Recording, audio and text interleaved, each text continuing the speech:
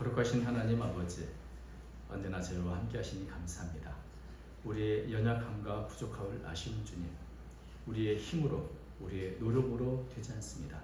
성령께서 우리 마음에 강한 능력을 주시고 우리의 마음을 감동하사 주께서 원하시는 삶을 살아가도록 이끌어 주시옵소서. 성령의 불로 우리의 심령을 새롭게 해주시오며 우리의 삶에 새로운 활력이 넘치도록 이끌어 주시옵소서. 이한 시간 또한 귀한 찬양을 통해 주께 영광 돌려옵는 사랑 친한교원들을 기억해 주시고 때마다 일마다 주님 간섭하시며 하나님의 영광을 위해 쓰받게 해 주시옵소서. 이 시간도 심히 부족한 중에 주의 말씀을 들고 섰습니다. 말씀의 거울 앞에 다시 한번 우리 자신을 돌아볼 수 있도록 부족한 점을 사용하여 주시옵소서. 함께해 주시길 원하오며 모든 것을 살아계신 예수님 이름으로 기도하옵나이다. 아멘. 우리가 소아시아의 7교회를 통해서 교회와 성도들에게 있어서 가장 중요한 핵심 가치가 뭔가 이런 것을 살펴보고 있는데 오늘은 이제 4대 교회입니다. 근데 이 4대 교회는 소아시아 7교회 중에서 주님께 가장 심각한 평가를 받은 그런 교회입니다. 예를 들면 이런 것이죠. 병원 응급실에 있으면 위급한 환자들이 막 들어오지 않습니까? 그래서 뭐 환자마다 저마다 유익한 그 내용이 있죠. 질병이 있고 다양한 문제들이 있는데, 그래서 뭐 에베소 교회, 서머나 교회, 버가모 교회, 또 두아디라 교회는 각각 그 교회에 해당하는 심각한 문제들을 갖고 주님이 진단하셨습니다. 그런데 4대 교회는 그런 문제가 있는 게 아니라 아예 심정지 상태로 응급실에 들어온 거죠. 그러니까 이게 얼마나 심각합니까? 뭐 무슨 문제 정도가 아니고 아예 죽은 상태. 그 주님께서는 이 4대 교회를 넌 죽었구나 이렇게 죽은 상태라고 진단하시죠. 1절 보니까 내가 네 행위를 나누니 네가 살았다는 이름을 가졌으나 죽은 자로다. 지금 4대 교회의 상황은 주님께서 당장 어떤 조속한 조치를 취하지 않으면 영영 생명을 잃을 수 있는 그런 가장 위험한 상태인 것입니다. 그렇다면 이 4대 교회는 도대체 어떤 교회길래 이렇게 죽었다는 진단을 주님이 내리실 정도인가? 우리가 그 교회는 죽었어 라고 말하면 우리가 생각하기를 그 교회가 뭐 여러 가지 문제 때문에 뭐 재정이든지 성도가 없든지 그래서 문을 닫을 형편인가 보다 이렇게 생각하기 쉽죠. 뭐 아니면 교회는 있지만 어떤 활동도 전혀 하지 않는 그런 교회인가? 이런 생각할 수 있습니다. 그런데 거꾸로 4대 교회는 그렇지 않고 오히려 사람들에게 살았다고 하는 그 교회는 살아있는 교회야 그런 평가를 받는 교회였습니다. 여기 살았다는 이름을 가졌다는 이름이라는 이 단어는 평가나 명성이라는 단어로 번역할 수 있는 단어입니다. 다시 말하면 네가 살았다는 명성은 있지만 사실은 넌 죽은 자로다 이렇게 말하는 것이죠. 여러분 4대 교회를 보면 어떤 거짓 교훈 때문에 고통을 당하거나 갈등을 겪거나 또 어떤 사탄의 괴계 때문에 공격을 받고 이런 얘기가 없고 굉장히 평안합니다. 이런 갈등이 전혀 없이 활발하게 많은 활동을 하고 있죠. 그래서 사람들은 이 4대 교회를 살아있는 교회 그런 평판과 명성으로 우리 불렀던 겁니다. 그런데 그렇게 살아있다는 평가가 사람들은 하지만 주님은 그렇게 말씀하지 않으시죠. 왜 4대 교회가 죽은 교회인가? 그들은 많은 활동을 하지만 그 활동들이 어떤 활동이길래 그런 것인가? 2절에 보면 이런 말씀을 하고 있습니다. 내 하나님 앞에 네 행위에 온전한 것을 찾지 못하였노니. 사람이 보는 것과 하나님 보시는 게 다르죠. 사람들은 그저 활동을 많이 하고 많이 모이고 다채로운 프로그램이 있으면 참 활동적이구나 살아있구나 이렇게 평가할지 모르지만 하나님은 그 모든 행사, 행위 겉만 보는 게 아니라 그 속에 숨어있는 동기 그리고 상태까지 다 파악하십니다. 그래서 왜 이런 프로그램과 이런 활동을 하는가? 4대교의 모든 행동들, 행위들 살펴보니 하나님 보시기에 온전하게 하는 거다. 이 온전하다는 단어는 성취된다, 달성한다, 가득 채운다 이런 의미가 있는 단어입니다. 그러니까 하나님이 원하시는 기준이 있는데 그 기준에 다다르지 못하고 늘 밑에서 겉도는 것이죠.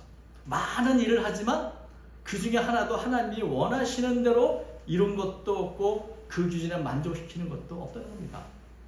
사람들 보기에는 굉장하게 다양하고 많은 활동이 있지만 하나님 보시기에는 전혀 하나님의 기준에 미달한, 그래서 어떻게 보면 겉은 멀쩡한데 그 안의 내용은 비어있는 깡통 같고 껍데기 같은 그런 모습이라는 겁니다. 알맹이가 없는 교회, 겉으로는 화려하고 많은 활동하지만 실제로 그 안에 내용은 비어있는 교회, 경건의 모형은 있지만 경건의 능력은 없는 교회, 겉보기에는 살아있는 것처럼 보이지만 실상은 죽은 교회, 그게 바로 사대 교회의 모습이란 겁니다. 교회에서 하나님의 이름으로 많은 일들을 하지만 그렇게 많은 일을 한다고 해서 그게 다 하나님을 위한 것은 아니죠.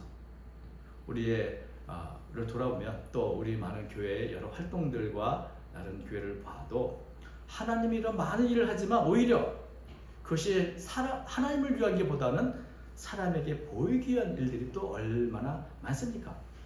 사실 구약 성경을 보면 이스라엘 백성들이 하나님께 질책을 당하고 또 하나님께서 하나님의 백성이 이스라엘을 보면서 탄식하신 것은 수많은 종교 활동이나 제사를 드리지 않아서가 아니라 수많은 종교 활동과 제사를 드리고 제물을 드리고 수많은 활동으로 바쁘지만 그 안에 정말 하나님이 원하시는 공의도 없고 사랑도 없고 무엇보다 하나님을 사랑하고 하나님을 위해 영광을 두는 일이 전혀 없는, 그 안에 생명이 없는 것 때문에 탄식을 하셨던 겁니다. 이것은 예수님 당시도 마찬가지죠.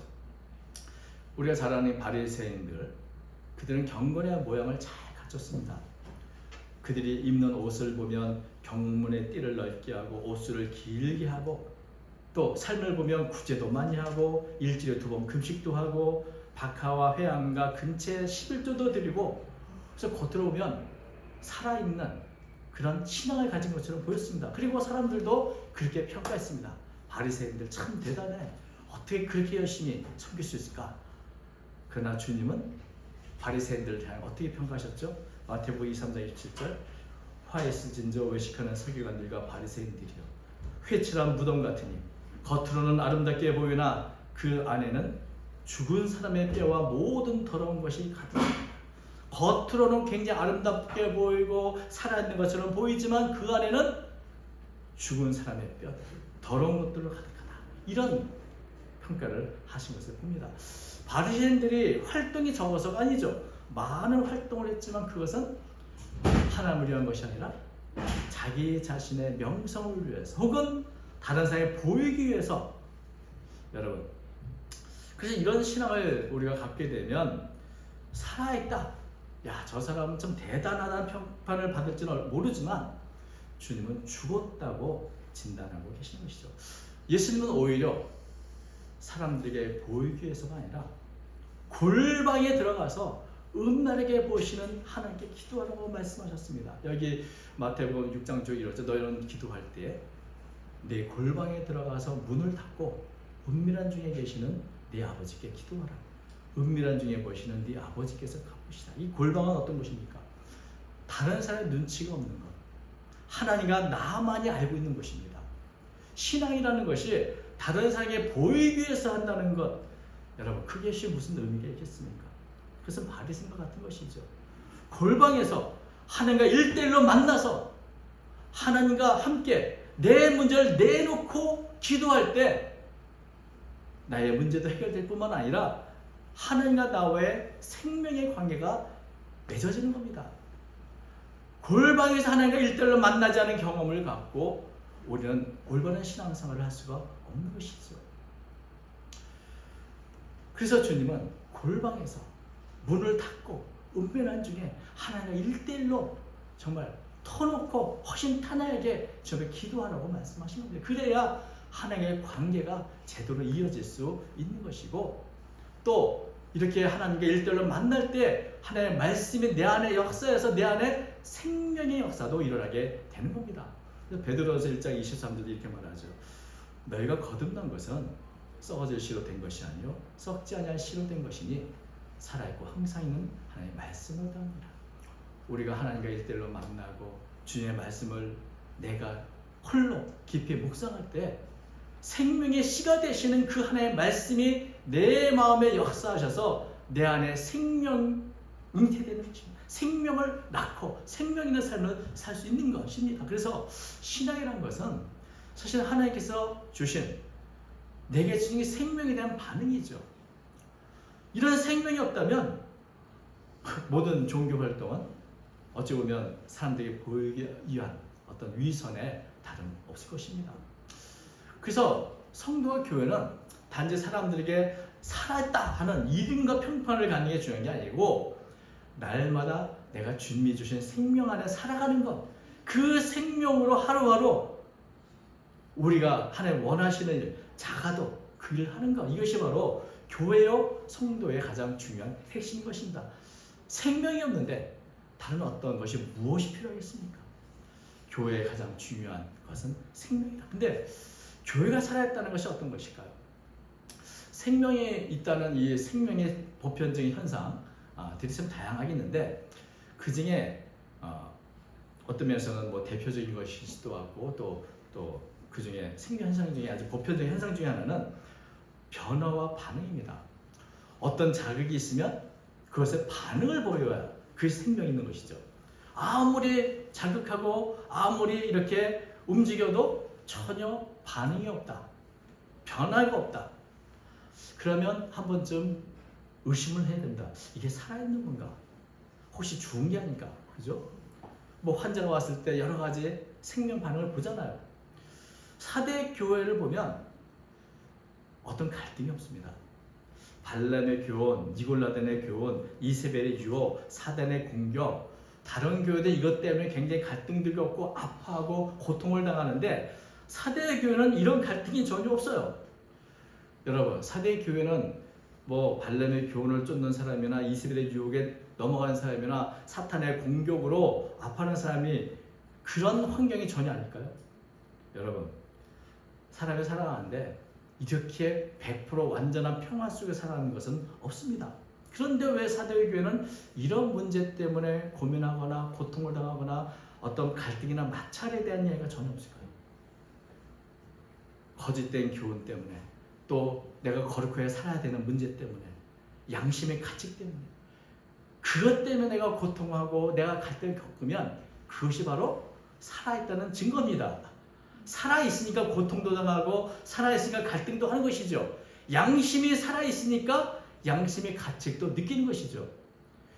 그런데 4대 교회는 영적으로 무감각하고 영적으로 죽었기 때문에 그런 문제에 대해서 전혀 문제의식도 갖지 않고 무덤덤한 것입니다. 그런 갈등이 전혀 없는 것이죠. 사실 여러분, 고민하고 갈등 겪는 게 살아있는 건데 굉장히 심각한 상태인데도 그걸 깨닫지 못하는 게 바로 영적으로 죽어있는 상태의 모습인 것입니다. 여러분, 우리가 잘 아시는 이 삼손의 이야기가 있습니다. 사사인 삼손의 이야기가 있는데 삼손의 이야기를 듣다 보면 참 비극적인 한 장면이 나옵니다. 이 삼손이 들릴라의 유혹에 넘어가서 자신의 머리를 깎으면 내가 어릴 때부터 이 나실인으로서의 계약이 깨지기 때문에 나는 능력을 잃게 된다. 이것을 고백하고 이제 들릴라는 어떻게 합니까? 삼손의 머리를 다 깎죠. 그리고 이제 블레셋 사람들이 잡으러 옵니다. 그럴 때 삼손은 어떻게 합니까? 삼손은 하나님이 자신을 떠났는데 영적으로 하나님과의 관계가 끊어지고 영적으로 죽은 상태인데 자신은 그걸 전혀 깨닫지 못합니다. 그래서 사사기 16장 20절을 보면 이렇게 기록하고 있죠. 삼손이 잠을 깨며 이르기를 내가 전과 같이 나가서 몸을 떨치리라 하였으나 여호와께서 이미 자기를 떠나신 줄 깨닫지 못하였더라. 이게 사실은 삼손에게서 가장 비극적인 장면이 아닌가. 하나님과의 관계가 깨졌고 하나님의 영이 삼손을 떠났고 그래서 삼손은 이전에 발휘할 수 있었던 능력과 은사를 발휘할 수 없는 다 사라져 버렸는데도 삼손은 자신이 그런 상태인 걸 전혀 알지 못하는 거죠.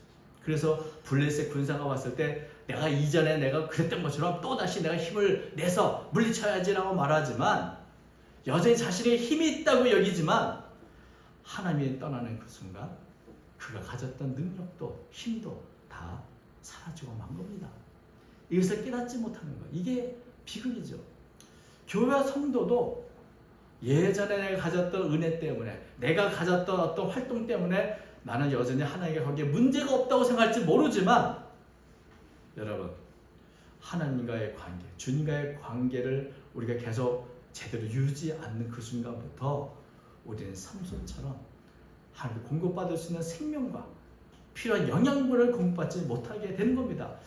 포도나무에 그 가지가 붙어 있을 때에 생명이 있고 열매를 맺을 수 있는 것이지 나뭇가지가 포도나무에 떨어지는 그 순간부터 생명을 잃게 되고 어떤 열매도 맺을 수 없게 되는 겁니다. 그래서 성도와 교회에서 가장 중요한 것은 주님과의 관계, 이게 바로 생명이죠. 생명의 원인이고 생명의 근거가 되는 겁니다. 주님과의 관계가 끊어졌음에도 그런 것을 깨닫지 못하는 상태, 이게 바로 어찌 보면 영적으로 심정지와 같은 아주 가장 심각한 문제로 갈 수 있습니다. 그래서 이 4대 교회를 향해서 주님은 마치 의사가 심정지 상태로 아주 그런 혼수 상태로 들어왔을 때 어떻게 해야 됩니까? 이 환자를 소생시키기 위해서 아주 여러 가지 일을 하지 않습니까? 그 중에 하나가 뭡니까? 정신 차리세요, 깨어나세요, 이렇게 말하지 않겠습니까? 바로 그런 것을 포함해서 5가지 어떤 명령을 하고 있습니다. 이게 주님이 4대 교회를 향한 처방인 것이죠. 2절과 3절에 바로 그것을 말해주고 있습니다. 너는 일깨어 그 나무가 죽게 된 것을 굳건하게 하라. 내 하나님 앞에 내 행위 온전한 것을 쓰지 못하노니 그러므로 네가 어떻게 받았으며 어떻게 들었는지 생각하고 지켜 회개하라. 만일 일깨지 아니하면 내가 도둑같이 이르더니 어느 때 네게 이르는지 네가 알지 못하리라. 여기 보면 5가지의 명령이 짧게 나옵니다. 5가지 명령. 그 중에 하나가 첫 번째가 일깨어. 일깨어라는 단어가 깨어나라, 정신 차려라, 각성해라, 이런 단어입니다. 여러분 그것을 2번이나 반복했죠. 1절에 보면, 2절에 보면 너는 일깨어 라고 말하고 3절에도 만일 일깨지 아니하면, 이 일깨라는 단어, 일깨라, 일깨어 라는 단어가 나오는데, 다시 말하면 이식을 읽고 있는 이 환자에서 막 정신 차려, 깨어나야지 뭐 이러면서 흔들면서 하는 것이죠. 여러분 심정지 상태가 아직 좋은 것은 아닙니다. 다시 심장 전기 충격을 통해서 정신 차리게 할 수 있고 심장을 다시 한번 원상태로 이렇게 뛸 수 있도록 할 수 있는 일이 있죠. 그래서 영적으로 죽은 교회 성도를 향해서 주님은 깨어나라, 각성해라, 정신 차려라, 이렇게 말씀하는 겁니다. 그 음성을 듣고 내가 지금 굉장히 심각한 상태이구나라는 것을 깨달으면 희망이 있는 것이죠. 이렇게 주님의 음성에 각성할 때, 그 음성을 듣고 내가 정신을 차릴 때 죽은 내 영혼도 살아날 수 있는 겁니다. 2번째는 뭡니까? 굳건하게 하라. 이 심정 상태지만 다른 것은 아직 다 살아있는 상태인데 이 살아있는 것들 더 견고하게 회복시켜야 된다는 것이죠. 여러분 모든 것이 죽었지만 그렇다고 모든 것이 죽은 것이 아니죠. 죽은 것처럼 보이지만 모든 게 죽은 게 아니라 아직도 살아있는 부분이 있습니다. 그것을 붙들고 우리는 주 앞에 나가야 한다는 겁니다. 다윗이 범죄했을 때 주님 앞에 죽은 자와 같았습니다만은 다시 선지자를 통해서 말씀을 깨닫고 내가 잘못했다는 걸 깨닫고 주에 나오게 되는 것, 아직도 살아있고 정신이 있는 그것, 가치가 있는 그것을 가지고 주에 나오라는 것이죠. 그것을 굳건히 해서 나오라는 겁니다. 그래서 우리가 우리 에베소 교회를 회복하는 과정에 3가지가 있다. 생각하고 회개하고 지켜라. 이것이 가장 중요한 일반적인 회복의 매뉴얼이라고 말했는데, 이 4대 교회는 여기에 2가지를 더 한 겁니다. 하나는 정신 차려, 그리고 또 하나는 남아 살아있는 것 더 굳건히 해. 그것을 통해서 네가 다시 회복돼야지. 이걸 말씀하시고 난 다음에 그 다음부터는 이제 정식 회복의 매뉴얼을 따릅니다. 그래서 생각하라. 네가 어떻게 받았으면 어떻게 들었는지 생각하라. 이제 정신을 차리고 정말 내가 어떤 사람이었는가, 내가 해야 할 일은 무엇인가, 내가 어떻게 하나님의 자녀가 되었는가, 내가 믿음을 가졌던 그 시절을 생각하고 그때 들었던 말씀을 기억하고 그때마다 성령의 은혜를 기억하고 그것을 사람들 앞에 내가 하나님 앞에 어떤 관계를 가졌는가를 생각해서 그때 같은 순수성을 생각하고 회복하는 말씀이죠. 그래서 내가 과거에 어떤 삶을 살았고 어떤 사람이었는가, 어떤 은혜를 받고 어떤 성령의 은사를 받았는가를 생각하라. 그리고 그것을 이제는 우리의 삶 속에서 그 말씀대로 다시 지키는 것이죠. 주님의 은혜와 사랑을 기억하는 것만으로는 부족한 것이고 그것이 생각이 아니라 내 삶 속에 구체적으로 변화된 모습으로 나타나도록 지키고 순종하는 것입니다. 그리고 마지막에 회개하라. 이게 순서가 뭐 회개하고 지키든지 또 지키고 회개하든지 그것은 사실 똑똑이란 말입니다.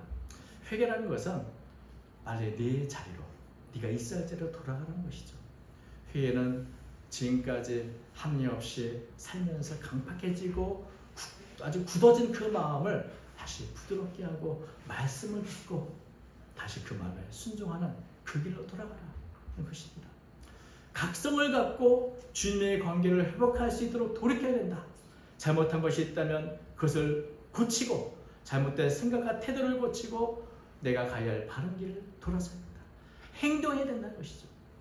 그것이 바로 이 생각하라, 지키라, 회개하라 이 세 가지 회복의 매뉴얼을 하라는 것입니다.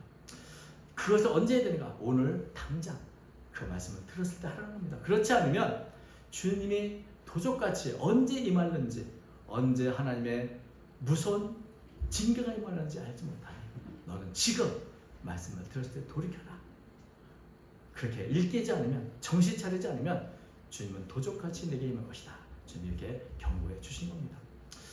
물론 사대 교회가 죽었다 하지만 그렇다고 해서 모든 성도들이 죽은 것은 아닙니다. 반대로 살아있는 교회라고 말하는 그 교회 안에도 죽은 성도들이 있는 것처럼 이 사대 교회에도 주님께서 보시기에 그래도 골방에서 주님과 만나고 골방에서 주님과 관계를 최우선으로 여기는 그런 신실한 성도들이 있었습니다. 사람이 아니라 하나님 앞에서 믿음을 지키고 살아가는 사람들, 그들에 대해서 주님은 사절에 말씀하십니다. 그러나 사대에 그 옷을 더럽히지 않은 자 몇 명이 네게서 흰 옷을 입고 나와 함께 다니리니 그들은 합당한 자인 영이라. 죽어가는 교회에도 여전히 살아있는 성도들이 있다. 그들이 교회를 회복할 수 있는 아주 귀한 희망이 되는 것이죠.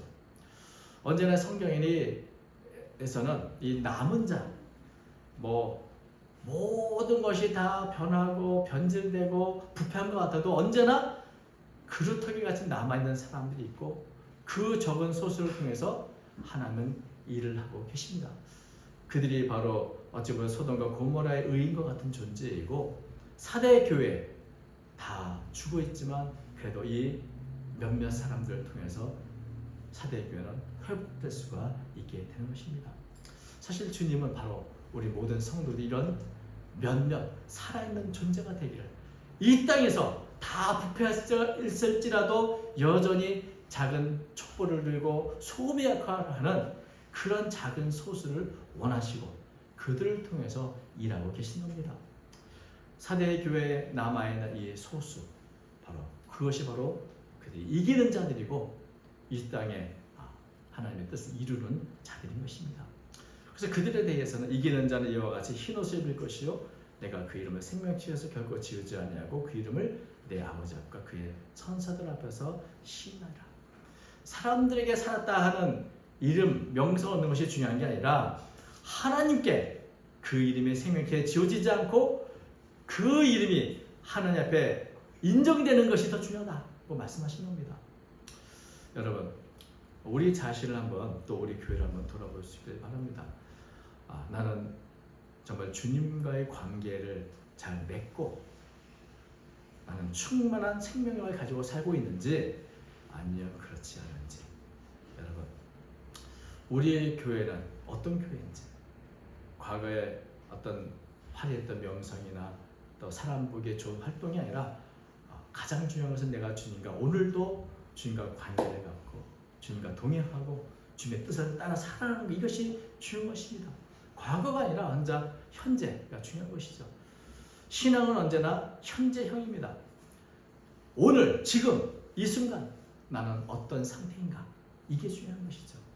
내가 지금 성령이 충만한 그런 영적인 삶을 살고 있는지, 아니면 살아왔다는 이름만 갖고 살고 있는지 한번 우리 자신을 돌아볼 수 있길 바랍니다. 또한 일금용을 가진 주님께 우리의 있는 모습 그대로 나와서 다시 한번 성령의 충만함으로, 오늘도 찬양을 통해서 기도했던 것처럼 불같은 성령의 은혜를 받고 영적인 생명력을 회복해서 이 시대에 죽어있고 어묵과 같은 이 시대에 정말 생생하게 살아서 주께 쓰임받는 저 우리 교회가 되시기를 주의 이름으로 축원드립니다. 기도하겠습니다.